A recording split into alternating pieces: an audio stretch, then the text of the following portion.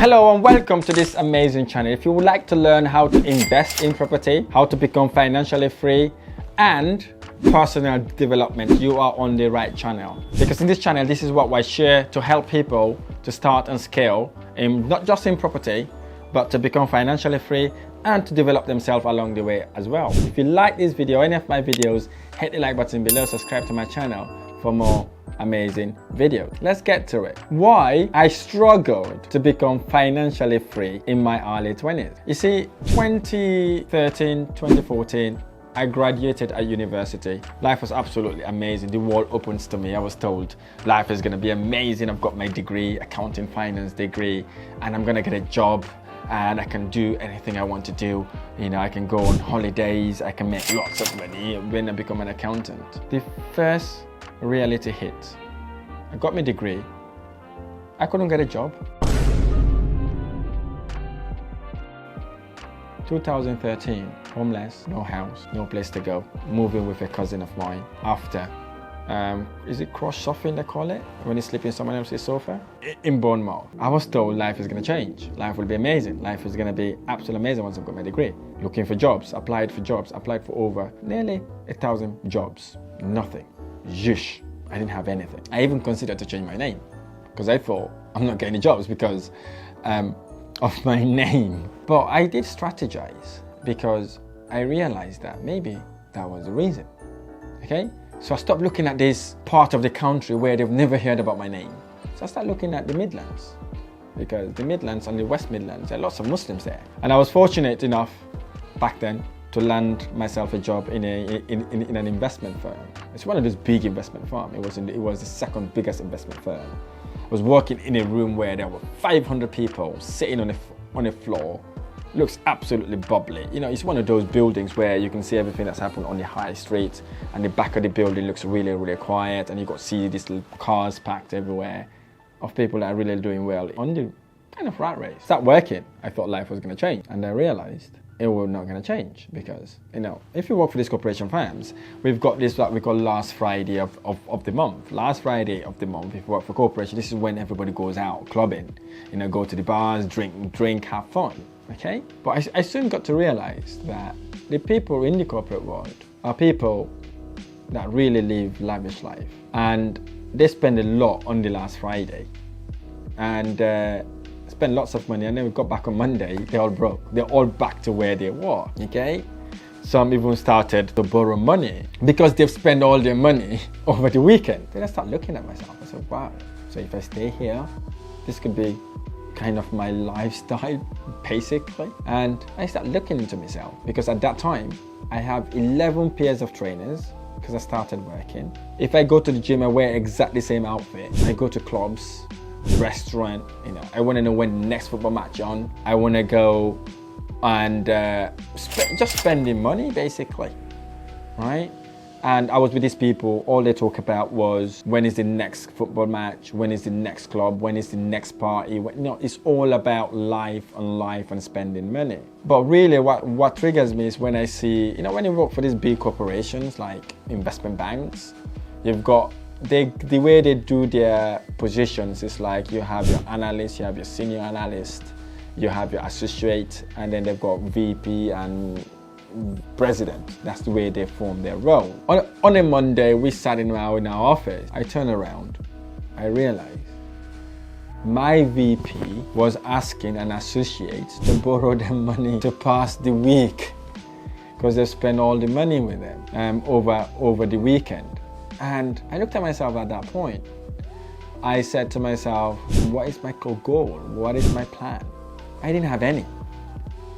I did not have any single plan because I was told when you finish uni, you go work, you're making lots of money, life becomes amazing. So I thought that's how life is going to be. And when I got the head, he get my salary, I realized, oh, this is not even enough. And then they said, no, now if you've got your masters or your ACCAs or your chartered accountancy, then you earn more money. I said, okay, if that's the case. They said you only need to do about 6 or 7 papers. I said, okay, I'll do that. If that's going to get me to earn a lot more money, I could do that. But I was doing it, not because I really love it. I was doing it only because I thought I'm going to make lots of money out of it, okay? Started doing it, right? Started paying for it. And again, I spoke to one of my associates. I asked him, what degree do you have? He's like, oh, I've got master's and I am a CIMA qualified. If you don't know what CIMA qualification is, it's like you are a chartered management accountant.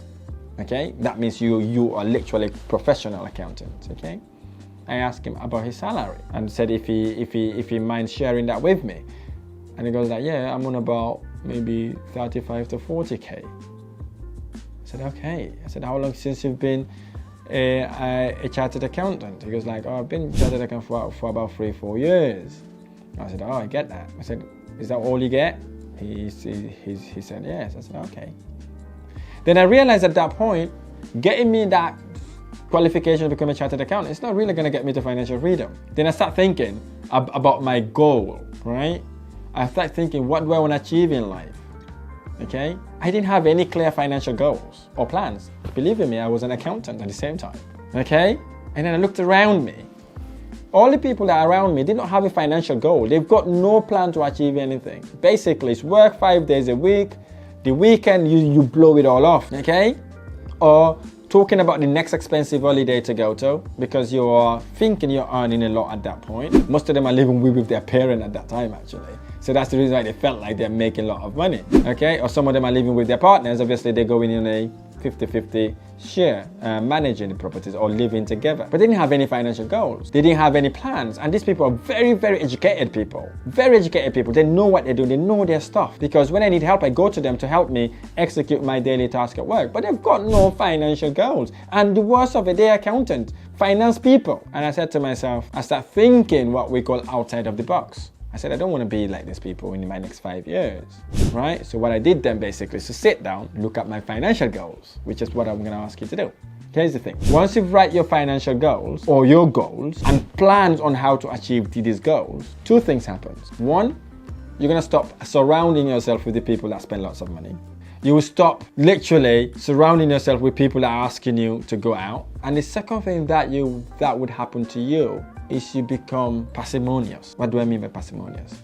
You start learning the value of money. You start understanding what money means to you or to the people around you and what alternative you could do with that money, because you then know money is a tool, it's a certificate that allows you to do some certain things. But if it's not used in a correct way, it will go away, because money likes people that loves it. Money likes people that can manage it.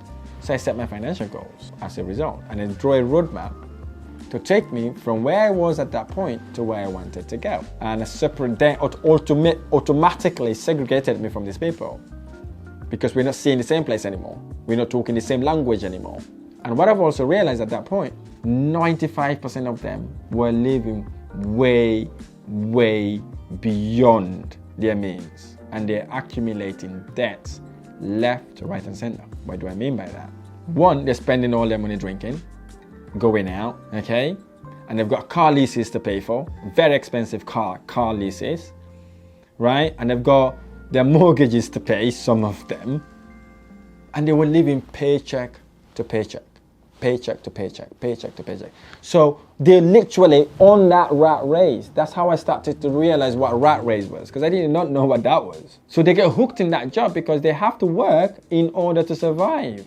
And I looked at myself at that point, living in an abandoned house, no toilet, no nothing, no heating. I said to myself, I'm poor right now, not making any money, right? And I'm living in an abandoned house. I think at that point was the best time for me to do whatever I want to do, because I've got nothing to lose. I'm already not in a better situation anyways. But I start thinking then, goals, achieving your goals. I said, right now I haven't got all this stuff. If I don't start planning my life right now, I got my house, I got my car lease to pay, I start making family, guess what? I get hooked like how these people hook, because some of these people are hooked already. They've got no alternative, because they think if they quit their job, that's it, it's done for them. So no matter what the employers did to them, they're stuck in the job because they've got so much expensive, they cannot move away. And then they go stuck. They cannot move away, they cannot increase their salary, then they end up taking debts, credit card debts, personal debts, getting their mortgage debt. So they keep going round in circles, never able to pay their debt. The debt keep accumulating, never get that pay increase, or never get that job that they want to get, and end up going on and on. And then at that point, I said I don't want to be that person. I might not be living in a house right now, but by the time I start living in a house I should have started investing. So that was my next thing. So what I did basically is continue living below my means and do not accumulate any bad debt. That's the second thing I did to work on my financial independence. And the third thing I did, which lots of them not do, was lack of consistency and saving and investment habit. They didn't have that. They're not consistent in their savings because they're dipping in out of debt. And they don't invest because they rely on their salary and they don't want to take the risk. So I start doing the opposite. I start becoming consistent. I start putting some of my money aside. Okay? I wasn't living rich. I was living a very, very poor life. But I did not go say, let me go and get the most expensive flat in Birmingham back then because it was in Birmingham. Right? I stuck to where I was because one, I wasn't earning a lot. Secondly, I don't want to increase my expense. I stuck to it. I start saving this money. Okay? Start saving the money. Start saving those money. Start saving those money. But the mistake I was doing at that point was investing in something that I don't know. I was investing in, I start looking at Forex, for example, trading stocks online. But it wasn't working for me. But the beauty of doing that was, I was learning that I need to invest in order to make money.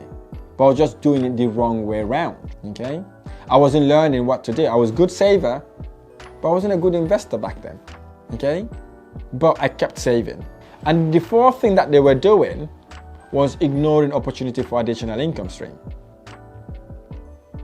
We will go to the pub last Friday of the month. We will meet business people, entrepreneurial-minded people, talking about opportunities. Back then, none of them tend to be interested. As soon as you start talking about opportunities or businesses, they say your conversation is boring. They move on to the one that's talking bullshit. Okay? And then I'm looking at these people because I saw them. Some of them are my mentors, because when you go to an investment bank, you get your mentor, you got someone to guide you and all that sort of thing. Right? But whenever someone is entrepreneurial, bumped into these people, they walk away from these people because they don't want to hear about the opportunities, because all they see is risk. And I start listening to these people. I start learning from these entrepreneurs because I don't drink, for a fact. I don't drink. So I'm the most sober person there. Right? So I try to pretend like I'm drunk, but I'm not. Okay? Because I've never drank alcohol my entire life. So what I did was basically is to start hanging around with these sort of people, talking about cryptos, talking about stock and shares, talking about sort of thing.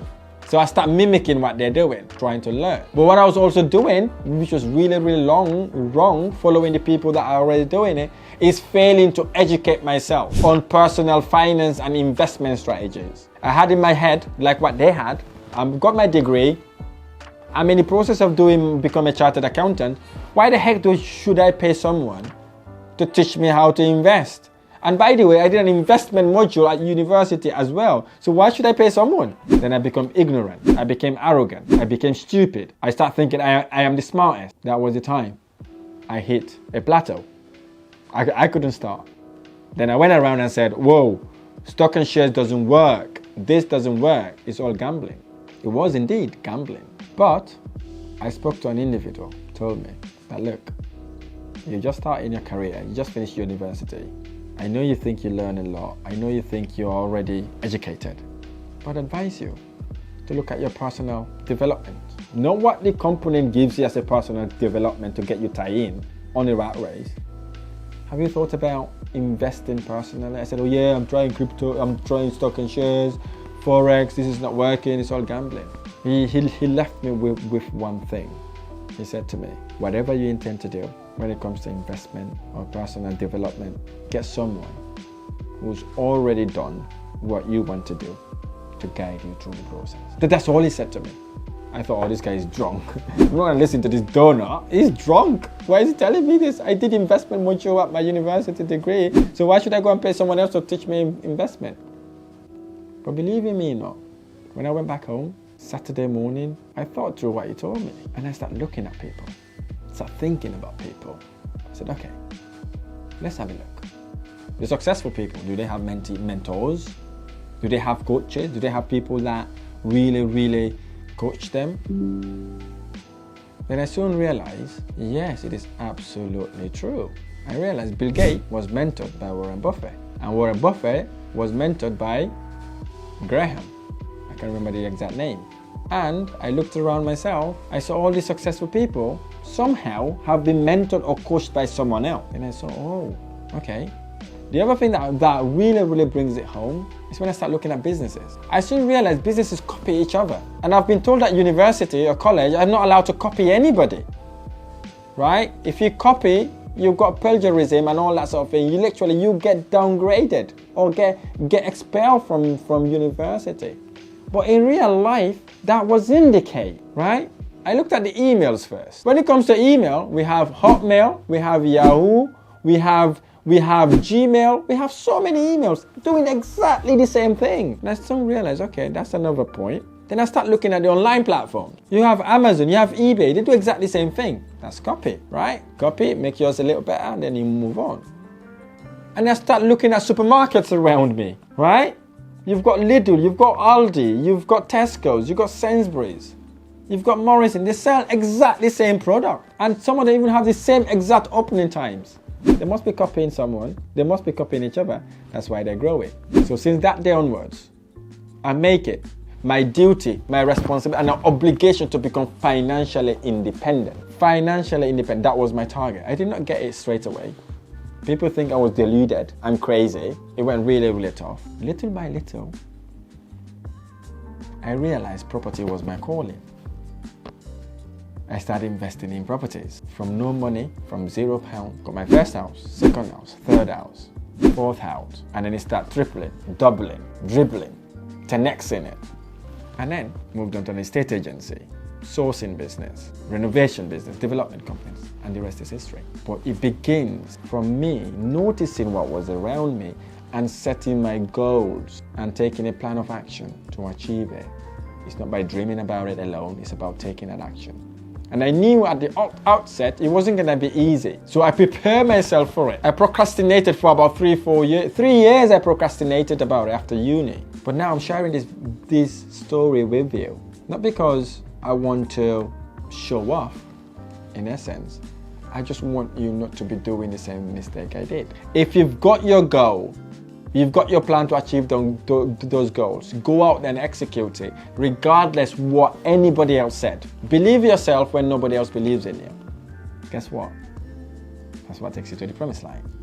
Because I was thinking all the worst case scenarios, this is gonna happen. I was told I'm gonna be an accountant, when I become a chartered accountant, I'll do what X, Y, Z, right? Procrastinated about it for 3 years. But some people are saying I'm lucky, I only did it for 3 years. Some people only realize it in their mid-60s, but they're still now doing something about it. But now you may be watching this, maybe you're 20, 25, maybe 30, or maybe even 35 years old, or 40 years old for that matter, right? If you're watching this video until now, there's a reason why you're watching it. This happens because somehow your God or whatever forces that you believe in wants you to make that pivotal change. This might be an epiphany moment. This might be the moment where you could say, you know what? I need to take my financial situation into my own hands. That way, I will not become just financially free. I will develop myself and help generations to come. I recommend one thing to you. If you ever want tomorrow to be better than today and make money work for you, you have to start by creating a goal, a smart goal, gigantic goal, and draw a roadmap to take you to your destination.